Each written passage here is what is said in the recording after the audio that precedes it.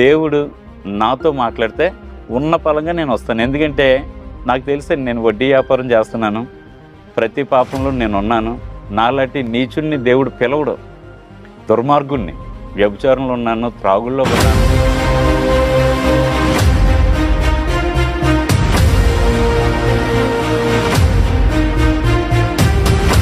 తక్కువ జాతి దేవుడు ఈయన దగ్గరికి మనం వెళ్ళకూడదు. ఎందుకంటే ఎక్కడ చూసిన మందిరాల దగ్గర వీళ్ళే కనిపిస్తారు కాబట్టి మనం అసలు ఆ దేవుడి దగ్గరికి వెళ్ళకూడదని ఆలోచన.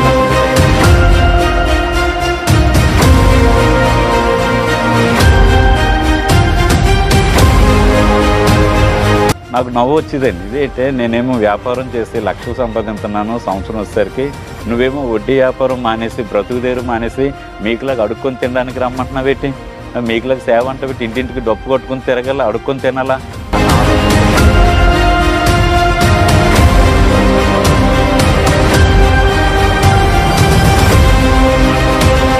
నిజంగా చెప్తున్నానండి, ఎవరైనా కృతజ్ఞత కూడికి పెట్టుకుంటే, ఎవరైనా ప్రార్థన పెట్టుకుంటే కోడిగుట్టేసి అన్నం పెడతారు కదా అని ఎదురు చూసుకుంటాడు.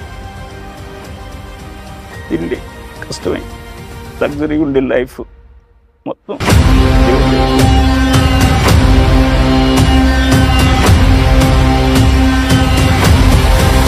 నేను సేవకు వచ్చినప్పుడు యోబు గ్రంథం 1వ అధ్యాయంలో ఉన్నానండి. కష్టాల్లో ఉన్నానండి, నష్టాల్లో ఉన్నానండి, ఇబ్బందుల్లో ఉన్నానండి. ఈరోజు దేవుడు మమ్మల్ని 42 అధ్యాయంలో పెట్టాడండి.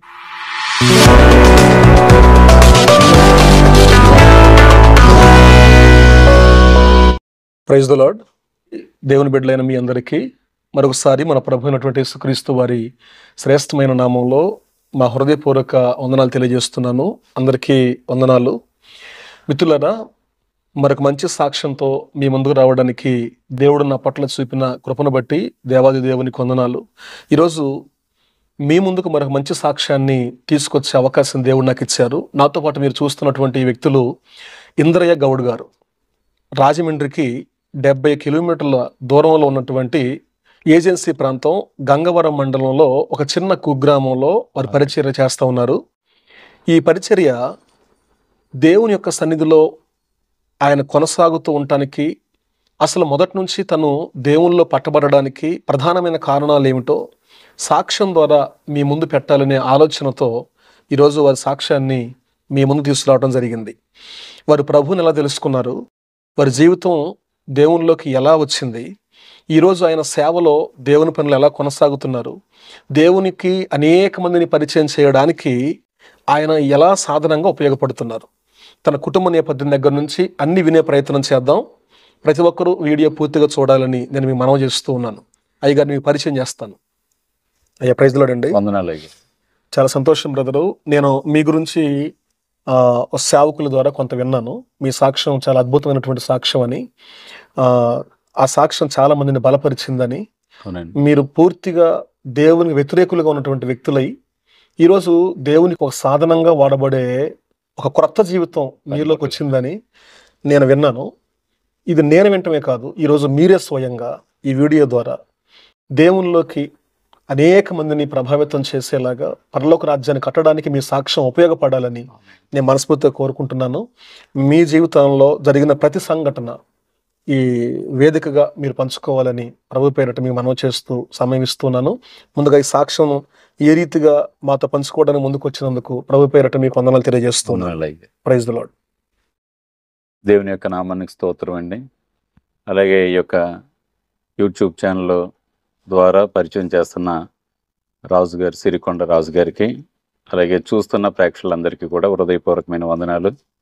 మరి ఈ యొక్క దినాన్ని యొక్క గొప్ప అవకాశాన్ని కలిగించిన దేవాది దేవుడికి మరొకసారి హృదయపూర్వకమైన వందనాలు తెలియజేస్తూ, నా పేరు ఇంద్రయ్య గౌడ్ అండి. గంగవరం మండలం ఏజెన్సీ ప్రాంతాన్న రాములదేవపురం అనే చిన్న పల్లెటూరులో దేవుని యొక్క పరిచయం చేస్తున్నాను. మరి నేను దేవుడి దగ్గరికి రాకముందు ఏం చేసేవాడిను, ఏ పరిస్థితుల్లో మేము దేవుడిని నమ్ముకోవడానికి దేవుడు మా కృప చూపించడం, మరి అవన్నీ కూడా నేను మీతో పంచుకోవాలని ఆశపడుతున్నానండి. ఎందుకంటే మా చిన్న వయసులో మా నాన్నగారు వ్యాపారం చేసేవారు, సంతలకి వెళ్ళి వ్యాపారం చేసేవారండి. ఒకరోజు నాకు 3వ సంవత్సరం, మేమిద్దరం పిల్లలమండి. అమ్మకి నాన్నకి 2 సంతానం, నేను మా చెల్లి. నాకు 3వ సంవత్సరం వయసు, చెల్లికి సంవత్సరం వయసులో మరి నాన్నగారు లారీ మీద వ్యాపారంకి వెళ్తుండగా రంపచోడవరం అనే గ్రామంలో లారీ తిరగబడిపోయి ఆయన్ని శవాల రూమ్లో పెట్టారనేసి మాకు మా అమ్మగారు తెలియచేయడం జరిగిందండి. ఆ సమయంలో మా అమ్మగారు మరి రంపచోడవరం గోకవరం ఉండేవాళ్ళం. ఆ గోకవరం నుంచి రంపచోడవరం యాక్సిడెంట్ అయింది కాబట్టి ఆ చనిపోయిన వాళ్ళని ఆ పేషెంట్లందరినీ రాజమండ్రి పెద్ద హాస్పిటల్కి తీసుకొని వచ్చారని మా అమ్మగారికి తెలియడంతో అమ్మగారు మమ్మల్ని ఇద్దరిని కూడా మా ఇంట్లో ఉన్న వాళ్ళకి అప్పచెప్పి రావడం జరిగిందండి. వచ్చిన సమయంలో చాలా హాస్పిటల్ అటు ఇటు తిరుగుతున్నారు కానీ ఎక్కడ నాన్నగారు కనిపించలేదండి. సరే బయట కూర్చొని ఏడుస్తున్నారంట. ఏంటి నా భర్త యాక్సిడెంట్ అయిందన్నారు. చాలామంది కాళ్ళు చేతులు ఇరిగిపోయి కట్టులతో బెడ్ల మీద ఉన్నారు, మంచాల మీద. నా భర్త కనిపించట్లేదని బయట వరండాలో కూర్చొని ఏడుస్తుంటే మా తాతయ్య గారికి పరిచయమైన ఒక రిటైర్మెంట్ కానిస్టేబుల్ అమ్మను చూసి, అమ్మ నువ్వు పలానా తాళరేవు వెంకటరత్నం గారు వాళ్ళ అమ్మాయివి కదా, తాళరేవు గ్రామం అంటే. అవునండి. అంటే నేను మీకు ఎలా తెలుసు అంటే మీ నాన్నగారి దగ్గర నేను బట్టలు కుట్టించుకునేవాడిని, నువ్వు అప్పుడప్పుడు మీ నాన్నగారికి వచ్చేటప్పుడు నేను చూశానమ్మా, అందుకు గుర్తుపెట్టానని. అంటే ఏమ్మా ఇక్కడ కూర్చొని ఏడుస్తున్నావు అని చెప్పారంట. చెప్పినప్పుడు ఇలాగ నా భర్తకి యాక్సిడెంట్ అయిందని చెప్పారండి. ఇక్కడికి వచ్చి చూస్తే నా భర్త ఎక్కడ కనిపించట్లేదు, అందుకనే నాకు దుఃఖం ఆగట్లేదు, ఏడుస్తున్నాను అనేసి అమ్మ చెప్పడంతో ఆయన డాక్టర్ గారి దగ్గరికి వెళ్ళి కానిస్టేబుల్ గట్టి అథారిటీతో డాక్టర్ గారిని అడిగారంటండి, ఏమండి మీ భర్త యాక్సిడెంట్ అయిందంటే ఎక్కడ కనిపించట్లేదంటే ఆనవాళ్ళు అడిగారంటండి. అప్పటికి మాకు తిరుపతి మొక్కుబడి నాన్నగారికి గడ్డం బొడ్డు వరకు వచ్చింది, వెనకాలేమో జుట్టు బాగా పెరిగిపోతే మూడేసి ఉండేదంటండి. నీలం రంగు గల్ షర్టు, లుంగి పంచండి. మొక్కుబడి మరి మా అత్తయ్య గారు చనిపోవడం వల్ల మేము మొక్కుబడి తీర్చుకోలేక సంవత్సరం అయ్యాక వెళ్దారని అనుకున్నాం, ఇదే ఆనవాళ్ళని చెప్పారంటే. ఆయన అయితే చనిపోయాడు, సేవల రూమ్లో ఉన్నారనేసి అన్నారంటే. అనగానే ఇంక మా అమ్మ గొల్లుమని అడ్డం మొదలుపెట్టి సరే ఇక్కడికి వెళ్ళి చూద్దామండి అంటే సేవల రూమ్లో మా నాన్నగారు మంచం మీద పడి ఉన్న సమయంలో మా అమ్మగారు ఏడ్చారంటే. యవ్వన కాలంలో ఉన్న మా అమ్మ, చిన్నపిల్లలు, నేను, మా చెల్లి, సంవత్సరం చెల్లి, 3వ సంవత్సరం నాకు. ఏం చేయాలో అర్థం కాక గొల్లుమని ఏడుస్తుంటే బయటకు వచ్చేటప్పుడు ఈ రిటైర్మెంట్ అయిపోయిన కానిస్టేబుల్ గారు చేతికర్ర ఉంటే మోకాల మీద కొట్టారంటే మా నాన్నగారిని.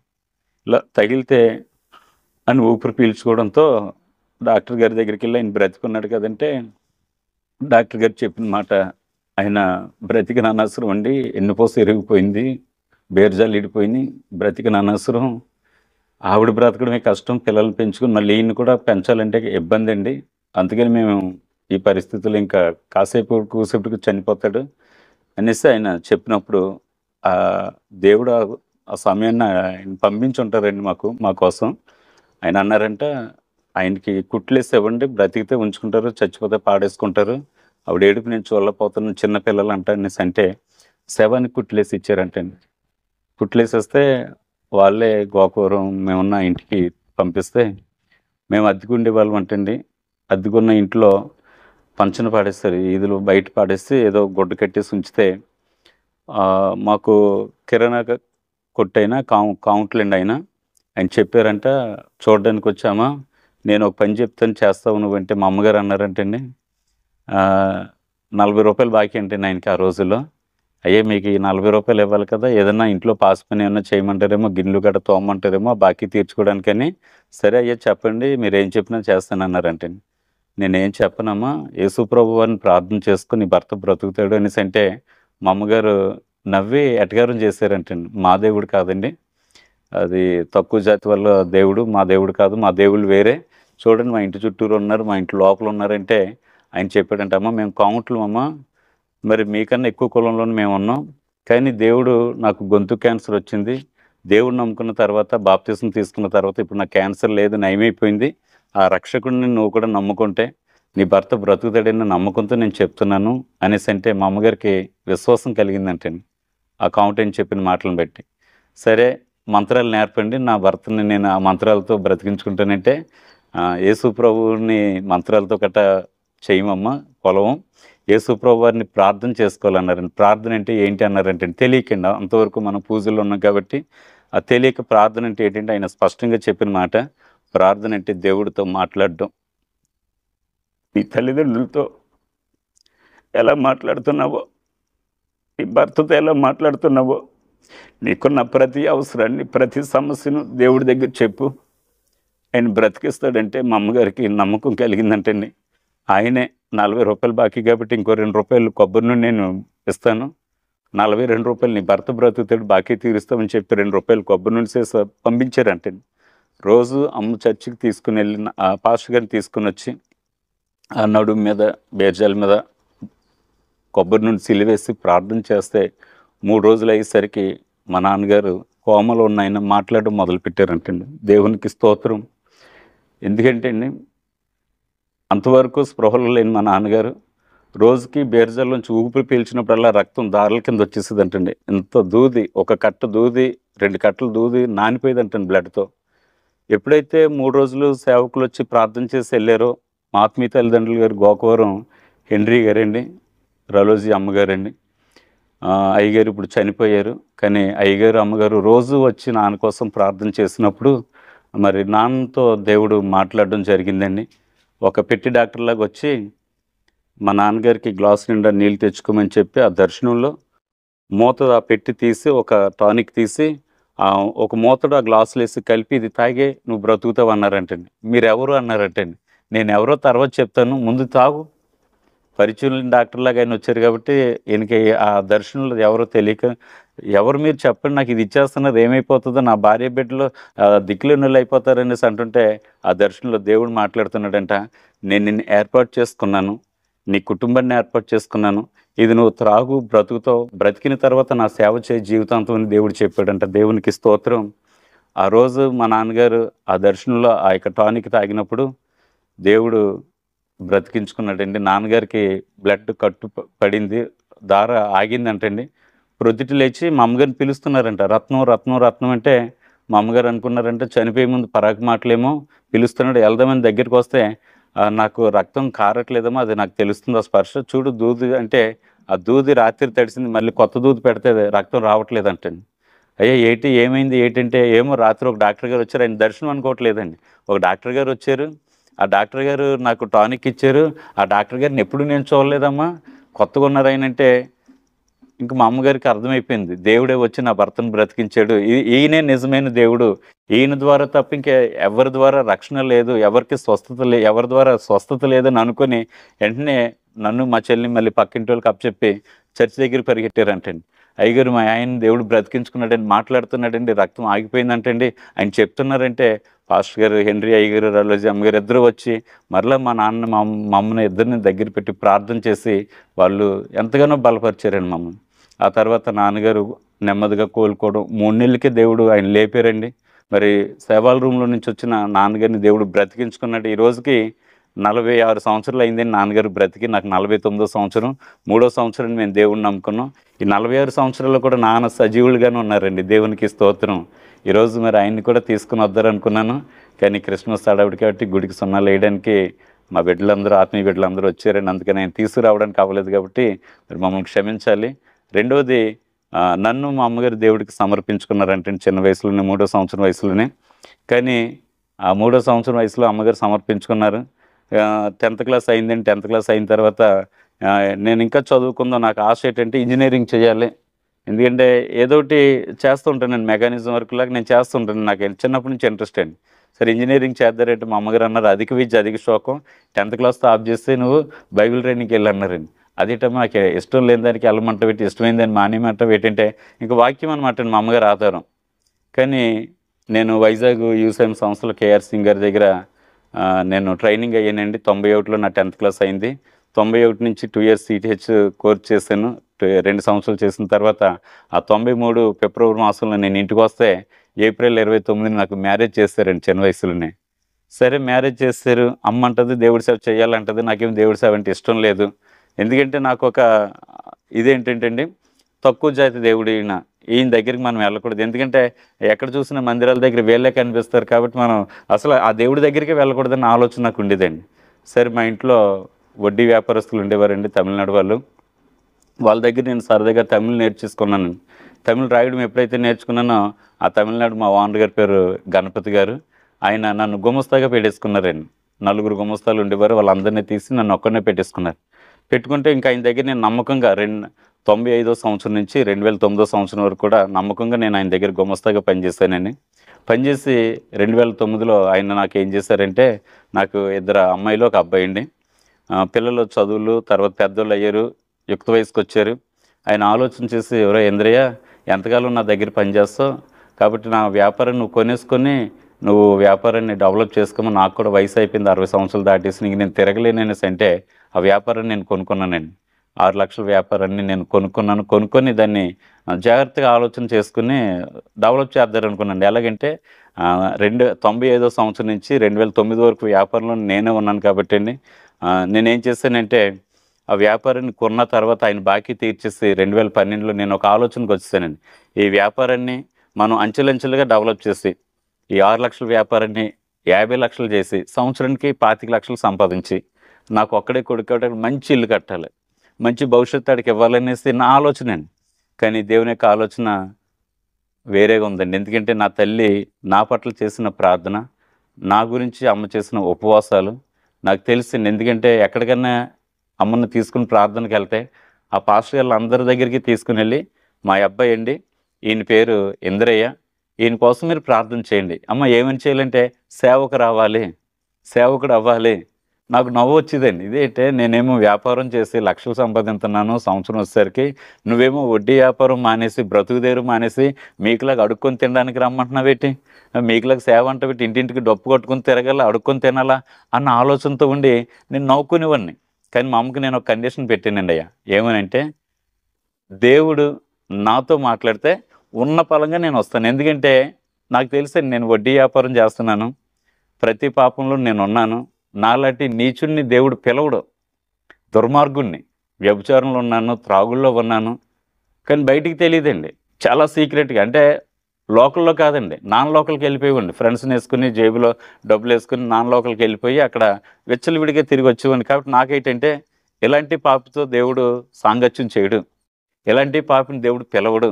ఎందుకంటే నేను పరమ దుర్మార్గుని, నా ఎంత దుర్మార్గులు లేడు. నాకు తెలుసు, నా ప్రవర్తన నాకు తెలుసు, నా నడవడిక నాకు తెలుసు. కాబట్టి నేను అనుకునేవాడిని, దేవుడు నన్ను పిలవడంటే పిలవడు. కాబట్టి అమ్మకు పెట్టిన కండిషన్, దేవుడు పిలిస్తే ఉన్న పలంగా వస్తాను అంటే అమ్మ వదిలేది కాదండి. నాకు డబ్బు ముఖ్యం కాదు, నాన్నని దేవుడు బ్రతికించుకున్నాడు కాబట్టి, నాన్న సేవల నుంచి దేవుడు తీసుకొచ్చాడు కాబట్టి మనం దేవుడి సేవ చేయాలి, మన కుటుంబం మీద దేవుడి ప్రణాళిక ఉంది అని అమ్మ చెప్తే ఎటగారం అండి. ఇంక అమ్మని నేను చాలా ఎటగారం ఆడివ్వండి, నాన్న ఎటగారం ఆడివ్వండి.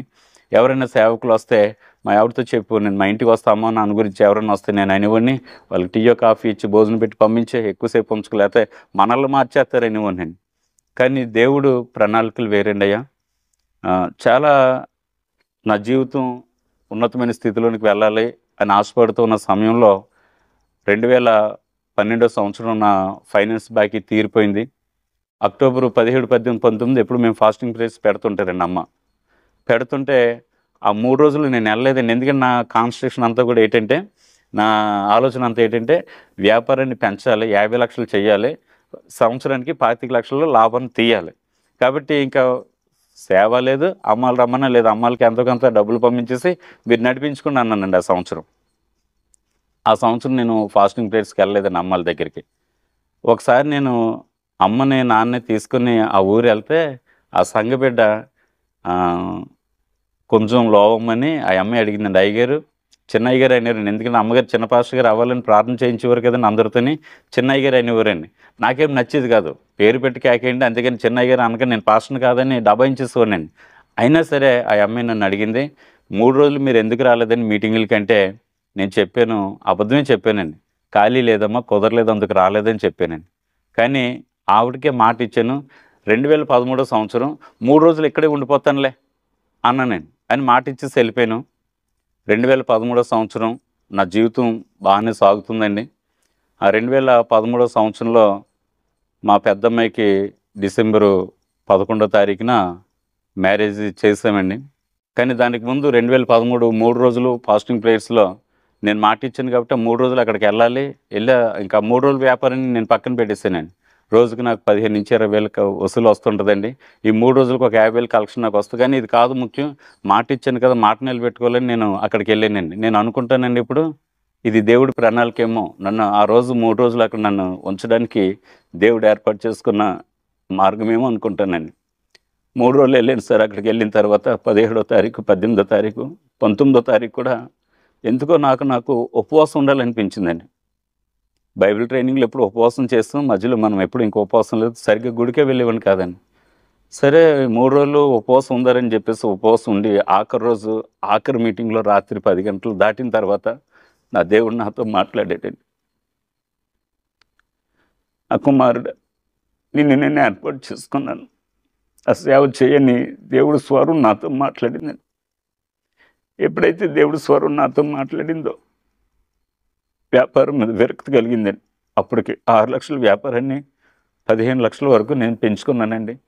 అది అందులో వచ్చిన లాభంతో నా పెద్ద పాపకేమో పెళ్లి చేశానండి. దేవుడిలో తక్కువగా ఉన్న, వ్యాపారంలో లోకంలో ఎక్కువగా ఉండేవాడిని. కానీ ఎప్పుడైతే దేవుడు నాతో మాట్లాడాడో నా వ్యాపారం మీద నాకు విరక్తి కలిగిందండి. అసలు ఆ వ్యాపారానికి వెళ్ళేవాడిని కాదండి. రోజుకెళ్తే 10,000-15,000, 20,000-25,000 వసూలు నాకు వస్తది. కానీ ఇక వెళ్ళబుద్ధి చేసేది కాదండి. మా ఆవిడ అడిగేది, "బావా ఏంటి వ్యాపారానికి వెళ్ళట్లేదు?" అంటే ఏమోనమ్మ, దేవుడు మాట్లాడిన దగ్గర నుంచి ఒక రకమైన శక్తి నాలో ఆవరించినట్టుంది. వ్యాపారం మీద విరక్తి కలిగింది. దేవుడి సేవకి వెళ్ళాలనిపిస్తుందమ్మా నాకని చెప్పానండి.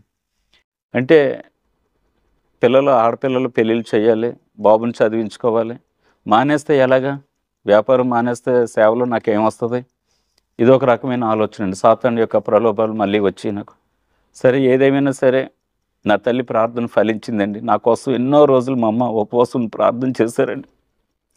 ఆఖరికి మన 2023 సంవత్సరం సెప్టెంబర్ 30ని అమ్మ అనారోగ్యం పాలై చనిపోయారండి.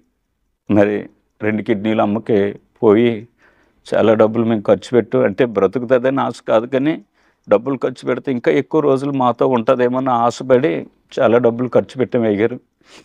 కానీ దేవుని సంకల్పం, దేవుని చిత్తం, మరి అమ్మ దేవుని యొక్క రాజ్యానికి చేరారు. ఎంతైనా నా తల్లికి నేను రుణస్తున్నండి అయ్యా. ఈరోజు నేను సేవకు వచ్చానంటే, సేవలో ముందుకు వెళ్తున్నానంటే కేవలం నా తల్లి, నా తండ్రి, నా సంఘం చేస్తున్న ప్రార్థనండి. ఎందుకంటే వాక్యంలో ఒక మాట నాకు నచ్చిన మాట అండి. శరీరాన్ని చంపువారి కాదు కానీ భయపడేది, ఆత్మను చంపువారి కొరకు భయపడు అని దేవుని యొక్క లేఖనం చెప్తుంది. ఈ వాక్యాలు చదివినప్పుడు దేవుడు నాతో మాట్లాడి బలపరిచి అనేక రకాలుగా ప్రలోభాలు, సాతానిక ప్రలోభాలు ఉండే నన్ను దేవుడు తన స్వరక్తం ఇచ్చి రక్షించి కాపాడి నన్ను విడిపించారు. కాబట్టి దేవునికి బ్రతికినంత కాలం నేను సేవ చేయాలని ఒక తీర్మానం చేసుకొని మరి 13వ సంవత్సరం అక్టోబర్ 23 దేవుడు నాతో మాట్లాడాడండి. 2015వ సంవత్సరం ఆగస్టు 28 నాకున్నవన్నీ విడిచిపెట్టేసి, వ్యాపారాన్ని కూడా విడిచిపెట్టేసి, ఇన్కమ్ ట్యాక్స్ రిటర్న్స్ కూడా నేను క్లోజ్ చేసేసి సేవకు రావడం జరిగింది. సేవకు వచ్చిన తర్వాత మా ఆడిటర్ గారు కూడా నాకు ఎటకారంగా మాట్లాడారండి. "నీ వయసు ఎంతయ్యా?" అన్నారండి. నేను అన్నాను, "అయ్యా ఇప్పుడు నా వయసు 40 సంవత్సరాలండి. నేను సేవకు వచ్చిన వయసు 40 సంవత్సరాలండి." 40 సంవత్సరాలండి అంటే, "మరి ఇప్పుడు నీకు ఆధ్యాత్మికం ఏంటి? 60 తర్వాత అవి చూసుకోవాలి." ఆయన బ్రాహ్మిన్స్ అనమాట అండి. 60 తర్వాత చూసుకోవాలి. ఇప్పుడు నీకు ఇంకా ఆడపిల్లలు ఉన్నారు. వాళ్ళు పెళ్ళిళ్ళు చేయాలి. నీ బాబు, నీ కొడుకుని చదివించుకోవాలి. ఆడిని ప్రయోజకుని చేయాలి. ఆడికి ఏదో ఒకటి ఆస్తి కూడగట్టి అప్పుడు నువ్వు వెళ్ళిపో అన్నారండి. లేదయ్యా, నాకు వ్యాపారం మీద విరక్తి కలిగింది. వెళ్ళబుద్ధి కావట్లేదు. నేను వెళ్ళకపోతే మీకు మళ్ళీ ట్యాక్స్ని పే చేయాలి. ఇదంతా నాకు ఇబ్బందిగా ఉంటుందని ఆయనతో నేను మాట్లాడి క్లోజ్ చేయించుకుని బయటకు వచ్చానండి. బయటకు వచ్చిన తర్వాత 2015 ఆగస్టు 28 నేను సేవకి వెళ్ళాను. మాది చిన్న పల్లెటూరు అండి. ఒడ్డి చెరువు, ట్యాంక్బిడి, ఆ 2 గ్రామాల్లో అల్లూరు సీతారామరాజు జిల్లా, గంగవరం మండలం. ఒడ్డి చెరువు, ట్యాంక్బిడి, దానికి వచ్చి రాములదేవపురం అని ఉంటుందండి. ఆ ఊరి పేరండి. ఆ 2 గ్రామాల్లో 2 మందిరాలు ఉన్నాయండి. 2 మందిరాల్లో మేము పరిచయం చేస్తున్నానండి. ఎందుకంటే అక్కడ చిన్న గ్రామాలు కాబట్టి తక్కువ మంది అండి, 15 మంది 20 మంది అలా ఉంటారు. అయినా సరే దేవుని యొక్క సన్నిధానంలో మనం వాగ్దానం చేసాం కాబట్టి, దేవుడు నాతో మాట్లాడాడు కాబట్టి ఆ చిన్న గ్రామాలని బలపరచుకోవాలనే ఉద్దేశంతో మేము కట్టుబట్టలతో అక్కడికి వెళ్ళినప్పుడు చాలా కష్టాలు ఎదురయ్యాయండి.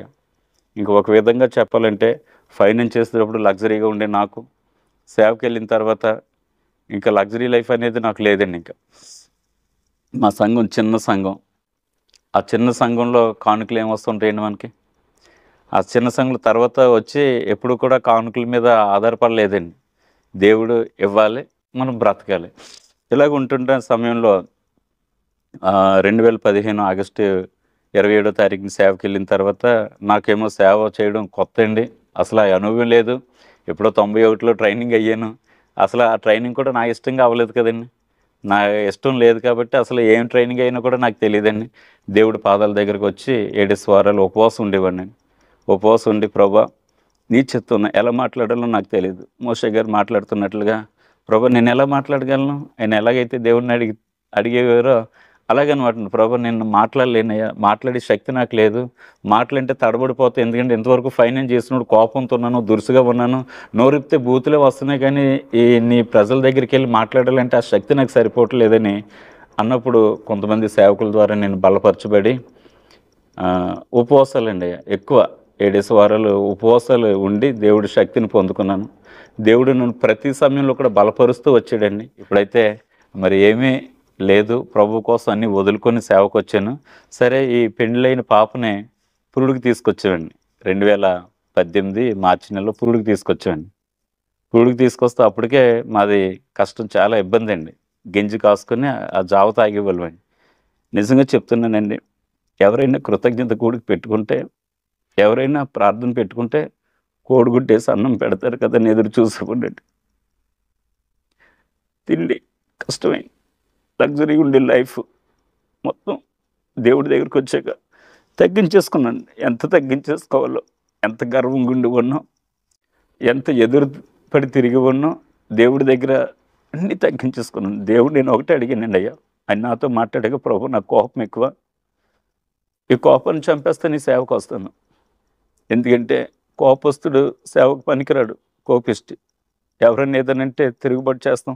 కాబట్టి ముందు నన్ను కడిగే. ఒకటే అండి, తెల్ల కాగితంలాగా వెళ్ళిపోవాలి సేవకు. నేను డాగ్ ఉండకూడదు, ఒక్క పెన్సిల్ చుక్క కూడా దాని మీద ఉండకూడదు. అంత తెల్లగా చేసిన తర్వాత వెళ్తానని ప్రభు వారి దగ్గర నేను ప్రార్థన చేసుకుంటండి. అయ్యా నా ప్రార్థనకు ప్రతిఫలం చెప్తున్నానండి. నాకు 3వ సంవత్సరం వయసులో కదండి దేవుడిని నమ్ముకున్నాం. ప్రథమది ఏదైనా దేవుడికి కదండి నమ్మొద్దు. బాగా దేవుడు వాక్యాలకు లోబడి ఇంకా వాక్యాన్ని అనుసరించి ఉండేవారండి. మా అమ్మగారు చాలా మొండి పట్టుదలండి. మా అమ్మగారికి అండి భక్తి, దేవుడంటే ఇంకా అసలు ఎంత పెద్దోళ్ళనన్నా ఎదిరిస్తారండి. ఒకసారి సేవకుడికి మాంసం కూర వండి ఫస్ట్ అంటే ఏదన్నా సరే అండి, ఇంట్లో ఏదన్నా పిండి పదార్థాలు, ఆహార పదార్థాలు ఉన్నా తీసి అమ్మకి గుడికి పంపించేవారు.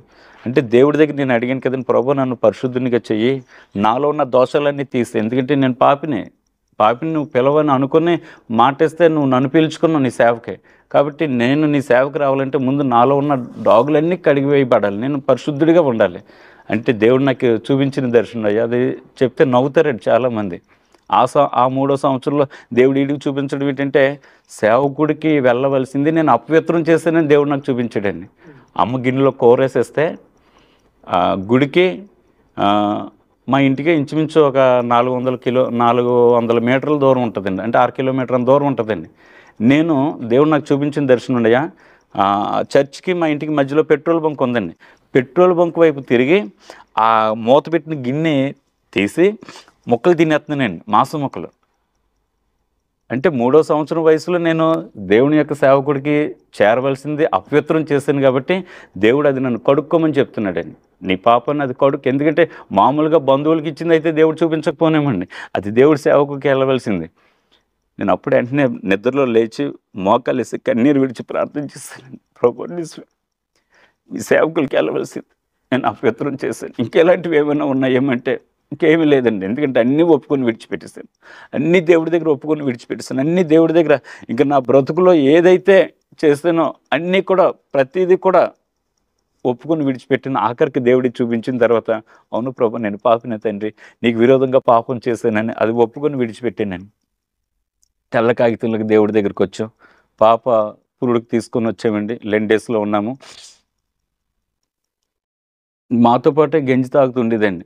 మా అల్లుడికి అప్పటికి 30,000 రూపాయలు శాలరీ వచ్చేదండి. ఆయన 2,000 ఇచ్చాడంటే పాప పురుడికి తీసుకొస్తే, అది వాళ్ళ అమ్మకి ఇచ్చింది. ఆ 2,000కి అయ్యో కొన్ని తెచ్చి పాపకు మేము పెట్టుకునేవాళ్ళమండి. అవి అయిపోయినాయి. అయిపోయిన తర్వాత ఇంక మాతో పాటు గంజి తాగుతుంటే నేను ఏడ్చానండి. ప్రభా ఏంటి, నా బిడ్డ ఫైనాన్స్ చేసేటప్పుడు అయితే లగ్జరీగా ఉండేది, పెద్ద అమ్మాయికి ఫైనాన్స్ చేసేటప్పుడు పెళ్లి చేస్తాం, అప్పుడే డెలివరీ అయితే బోల్డ్ ఇంట్లో తెచ్చి పెట్టుకుని పిల్లలకి నేను అన్నీ ఇచ్చుకునేవాడిని. ఇప్పుడు నా కూతురు నిండు గర్భవతిగా ఉండి మాతో పాటు గంజి తాగుతుంది. ఎలాగో ప్రభుని ఉపవాసం 7 వారాలు మరలా ఉపవాసం ఉండి మేము ప్రార్థన చేయడం మొదలుపెట్టామండి. ఆ సందర్భంలో ఒకటి నేను మీకు చెప్తున్నాను అయ్యగారు, చాలా ఉన్నాయండి. ఒక ఆమె మొల్లేరు అనే గ్రామంలో ఆపరేషన్ చేయించుకున్నారండి క్యాన్సర్కి, గొంతు క్యాన్సర్కి అండి. ఆపరేషన్ చేయించుకుంటే అమ్మకి కబురు పెట్టారంట, పాస్టమ్ గారు వచ్చి ప్రార్థన చేయండి, ఆపరేషన్ అయింది, ఇంటికి తీసుకుని వచ్చామంటే అమ్మ నాన్న లేరండి, ఎక్కడికి వెళ్ళారు, నాకు కబురు పెట్టి, అమ్మేమో వడ్డీ చెరువులు ఉంటారు, మేము ట్యాంక్ బిల్లు ఉంటామండి. నాకు ఒక అబ్బాయితో కబురు పెట్టి అర్జెంటుగా బాబుని రమ్మనండి బండి వేసుకుని మేము ప్రార్థనకి వెళ్ళాలంటే, అమ్మ నేను మొల్లేరు అనే గ్రామం వెళ్ళామండి, ఆవిడ పేరు లక్ష్మి అండి. అక్కడ ప్రార్థన చేయడానికి వెళ్ళిన తర్వాత, ప్రార్థన చేసిన తర్వాత అమ్మకి కానుక పెట్టారండి ఒక 100 రూపాయలు.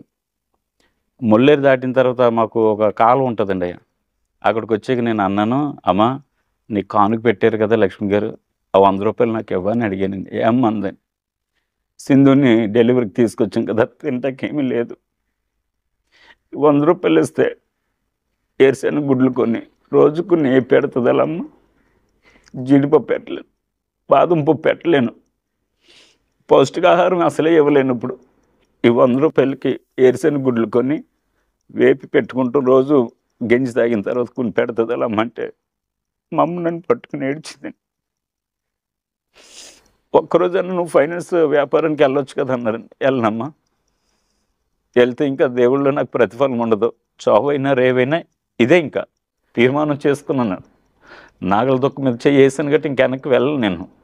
కాబట్టి ఏదైనా సరే దేవుళ్ళలోనే బలపడాలి. ఆ 100 నాకు ఇయ్యంటే అమ్మ నాకు ఇచ్చారండి. మళ్ళీ వెనక్కి వెళ్ళి కిరాణా కొట్టు దగ్గరికి వెళ్ళి 100 రూపాయలకి ఎన్ని ఏరుశెనగ గుడ్లు వస్తే ఆ రోజుల్లో కేజీ 70-80 అండి, తీసుకొని ఇంటికి తీసుకుని వచ్చి పెట్టి నా భార్యతో చెప్పినప్పుడు తను ఏడ్చిందండి.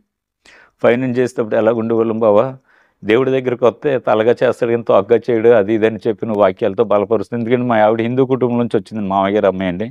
కానీ నాకంటే ఎక్కువగా ఫెయిత్ఫుల్గా ఉంటుందండి అయ్యా, ప్రార్థన పరులండి, ఎక్కువ ప్రార్థన చేసుకుంటుంది.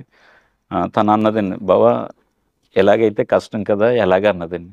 ఏమోనమ్మా ఫాస్టింగ్ ప్రేయర్లో ఉన్నాం కదా దేవుణ్ణి అడుగుదాం అని నేను అనుకున్నానండి. ఎక్కడైనా నాకు డ్రైవింగ్ వచ్చు కాబట్టి ఎవరి దగ్గరికైనా డ్రైవర్గా వెళ్ళిపోతాను, 5,000 ఇస్తే చాలు కుటుంబాన్ని పోషించుకుంటానని ప్రార్థన చేస్తున్నానండి. ప్రార్థన చేస్తుంటే అప్పటికి మా అబ్బాయి పోలవరాన్ని చదువు మానేసి, చిన్న వయసు అండి, ఇంటర్మీడియట్ అయిందండి, ఇంకా డిగ్రీలు చదివించడానికి డబ్బులు లేక పోలవరాన్ని జాయిన్ అయ్యాడండి. ఆడికి భోజనం పెట్టి 3,000-4,000 ఇచ్చేవారండి పోలవరం ప్రాజెక్టులో డ్రైవర్గా ఉంటే.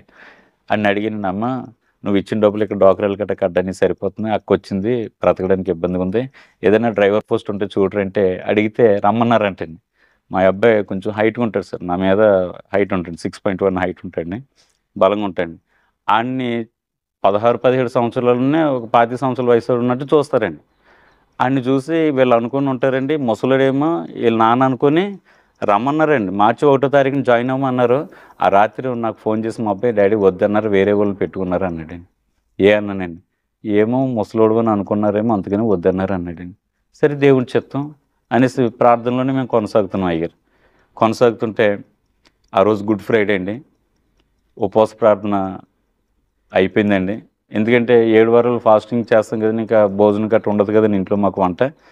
మా ఆవిడ నేను గుమ్మానికి అటువైపు ఏమో లోపల వైపు మా ఆవిడ పడుకుందండి, బయట వైపు తల పెట్టుకుని ఒకే గుమ్మ మీద ఇద్దరం తల పెట్టి పడుకున్నామండి. ప్రార్థన అయ్యింది, ఒక అరగంటకి పడుకున్నాం కదా. మా చెల్లి ఎండలో వచ్చింది, బస్సులు గట్రా ఉండవు గారు. మా చెల్లి మొల్లేరులో దిగి అక్కడి నుంచి ఎవరిదో బండి వస్తుంటే ఎక్కొచ్చి అని అర్జెంటుగా మీరు రండి అందండి. ఏమన్నాను, అర్జెంటుగా అడదీలు రండి అందండి. ఏరా చెప్పు అన్నానండి. ఏం లేదు, పినిగారు అబ్బాయి హోటల్ పెట్టాడు, అది మూసేసాడు, 3 నెలలు అయింది, వాళ్ళు మూసేసి నువ్వు వదిని పెట్టుకుంటే బాగుంటుంది, మనకు చిన్నప్పటి నుంచి హోటల్స్ అలవాటు ఉన్నాయి కదా అందండి. నేను ఇష్టపడలేదండి, ఏంటి కప్పులు ఎత్తుకోవడం ఏంటి లగ్జరీగా బతికినోడిని అని అనుకుని, అంటే మా ఆవిడంది, బాబా మనం ప్రార్థన చేస్తున్నాం కదా, దేవుడే మనకు అవకాశం ఇచ్చిండు, ఒకసారి వెళ్ళి చూద్దాం అన్నదండి. కారు ఉంది కానీ పెట్రోల్ లేదు అయ్యారు. కారు ఉందండి, 800 కారు అండి, అదప్పుడు కారు ఉంది కానీ పెట్రోల్ లేదండి. మా చెల్లందే అడదీలకి ఎంత అవుతుందండి, 45, 40, 90 కిలోమీటర్లు కావటమో ఒక 5 లీటర్లు పడుతుంది అన్న. నేను 5 ఆరులు 300 కదా, 300 నేను ఏం తిను నాడు అందండి. పెట్రోల్ వేయించిందండి, వెళ్ళిందండి. వెళ్ళి చూస్తండి అయ్యా, అడ్డదిగులకి 2 కిలోమీటర్లు బయట ఉందండి ఈ హోటల్ అండి. గుండె జారిపోయిందండి. హోటల్ అంటే ఊరికి మధ్యలో ఉంటే ఏదో మనం అమ్ముకుంటే, ఇది ఊరికి చివరి ఉంది, నేను అన్నాను, మళ్ళీ మా ఆవిడ దగ్గర మారం చేశాను, వద్దే బాబు ఇదంతా మనకు తలపోడు బాబు, నెలకు 5,000 అద్దె కట్టాలంటున్నారు, మనం బ్రతకడం కాదు ముందు అద్దె చూడాలి, కట్టకపోతే బయటికి గెంటేస్తారు, అవమానం పాలు అయిపోతాం, వద్దంటే మా ఆవిడ అందండి విశ్వాసంతో, బావా ఎందుకు అల్ప విశ్వాసంతో మాట్లాడుతావు, దేవుడు ప్రార్థన చేస్తున్నాం కదా, దేవుడు మనకి ఇచ్చి ఉంటాడు, మొదలు పెడదాం అందండి. గుడ్ ఫ్రైడే కదా అయ్యారు, ఏస్ట్ రోజు భోజనాలు అయినాయండి, సంఘానికి భోజనాలు పెట్టుకున్నాం, మధ్యాహ్నం వచ్చి ఆ పాకలన్నీ శుభ్రం చేసుకున్నామండి, సోమవారం ఆదివారం సోమవారం 2 రోజులు కూడా శుభ్రం చేసుకుని మంగళవారం ప్రారంభించామండి. ప్రారంభించిన చిన్న హోటల్ అండి, 2018 ఏప్రిల్ 2వ తారీఖుని మేము ఆ హోటల్ ప్రారంభించాం అయ్యారు.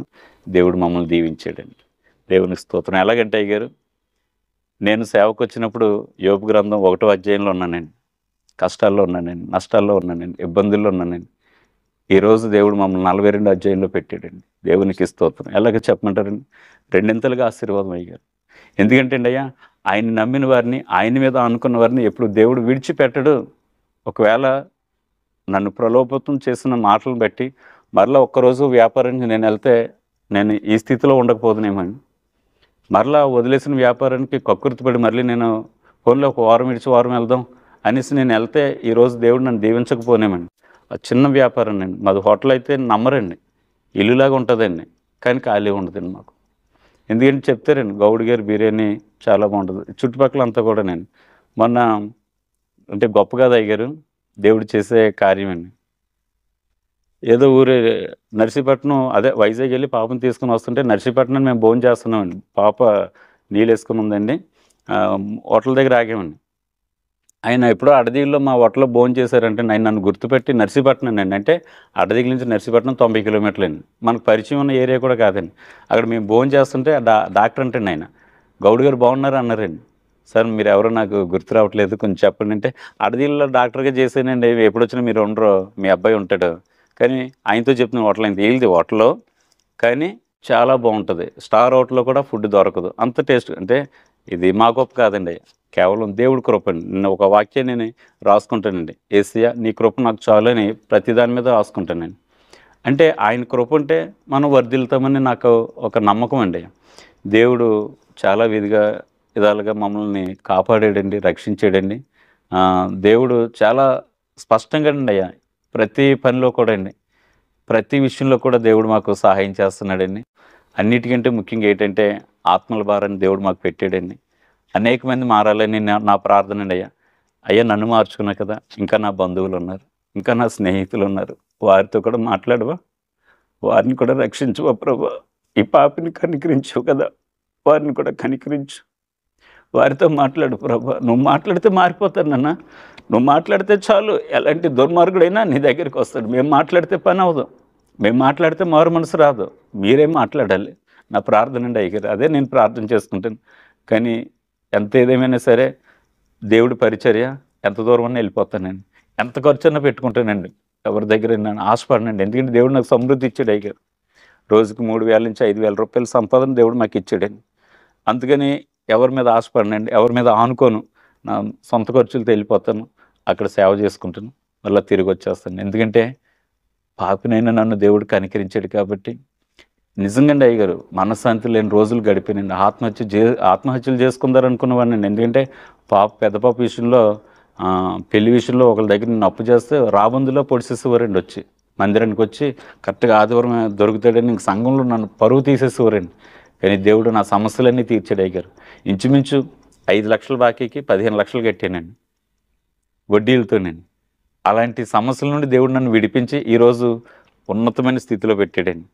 ఈ సంవత్సరంలోనే దేవుడు మాకు 2 సైట్లు ఇచ్చాడండి, ఒక్కొక్క సైటు 18 లక్షలు పెట్టి కొన్నామండి. మంచి కారు ఇచ్చాడండి, 15 లక్షలు పెట్టి కారు కొన్నామండి. ఎందుకంటే ఇది నాకు గొప్ప కాదు అయ్యారు, కేవలం దేవుడి కృప. చాలామంది అనుకుంటారు దేవుడి దగ్గరికి వెళ్తే ఏమొస్తుందో అనుకుంటారండి, వస్తే తెలుస్తుందండి ఏమొస్తుందో, అనుభవిస్తే తెలుస్తుందండి ఆయన ఏమిస్తాడో. అది నేను అనుభవిస్తానండి, నా అనుభవంతో చెప్తాను, నా సంఘానికి చెప్తానండి, నాకు ఎదురైన వాళ్ళకి చెప్తాను. యేసు ప్రభువు దగ్గర నమ్మకంగా ఉండు, ఆయన నీకు సమృద్ధిగా ఇస్తాడండి. ఇంకా ఆయన చేతికి వెళ్తులేదు అయ్యారు, నేను నమ్ముతున్నానండి. దేవుడు చాలా అద్భుతంగా మా కుటుంబాన్ని మమ్మల్ని దీవించాడండి అయ్యా. 2 మందిరాలు పరిచర్య చేస్తున్నాను, మా సంఘం కూడా పేద సంఘం అండి.